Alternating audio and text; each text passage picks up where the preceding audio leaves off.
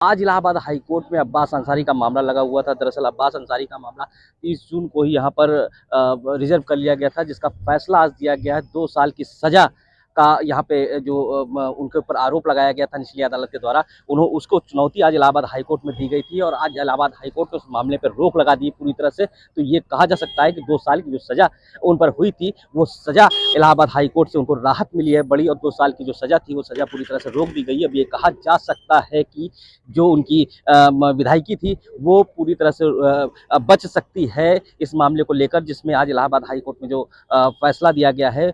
तो कहीं ना कहीं एक अब्बास अंसारी के खिलाफ ये कहा जा सकता है कि उनको एक बड़ी राहत इलाहाबाद हाई कोर्ट से मिली। मऊ के जो विधायक थे अब्बास अंसारी जी, उनको एक मामले में जिसमें कहा गया था कि उन्होंने कोई चुनाव के दौरान ऐसा भाषण दिया था जिससे समाज में उत्तेजना फैली या अधिकारियों को धमकी दी, इस तरह का आरोप लगा करके उनको एक वहां की सीएम साहब की अदालत से 2 साल की सजा हो गई थी।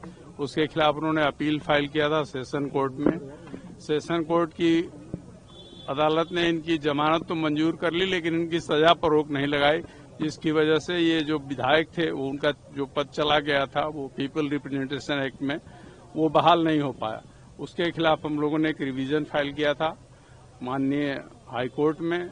आज माननीय अदालत ने उस रिवीजन को हमारी अलाउ कर दिया और कहा कि नहीं, ये जो सजा पर रोक न लगाई थी सेशन कोर्ट ने, ये गलती किया था और उन्होंने सजा पर रोक लगा दी अपील के दौरान। उसका निष्कर्ष इसका ये होगा कि उनकी विधायकी बहाल हो जाएगी। ग्राउंड सर क्या था, किस ग्राउंड पर? देखिए, ग्राउंड्स तो कई होते हैं ना, जब लंबी बहस होती है। यही प्रश्न आप लोगों ने पिछली साल भी पूछा था जब अफजाल अंसारी साहब की सदस्यता बहाल हुई थी और अपील अलाउ हुई थी।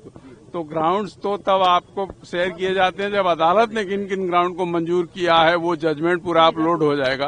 क्योंकि लंबी बहस हुई थी, उत्तर प्रदेश की तरफ से स्वयं महाधिवक्ता आए थे, उनके साथ 2 अपर महाधिवक्ता आए थे, तो उनकी और हमारी दोनों तरफ की दलीलों को लिखा गया होगा अदालत में।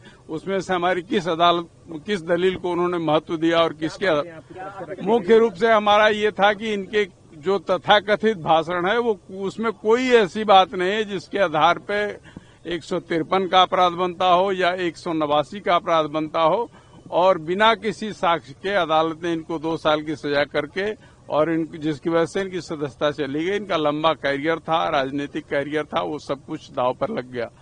हमने ये कहा, अदालत को दिखाया जो साक्ष्य थे कि इन आधारों पर इसमें सजा नहीं हो सकती थी, और हमने इसके खिलाफ अपील फाइल की। अपीलेट कोर्ट ने बहुत गलती की कि हमारी सजा पे रोक नहीं लगाई।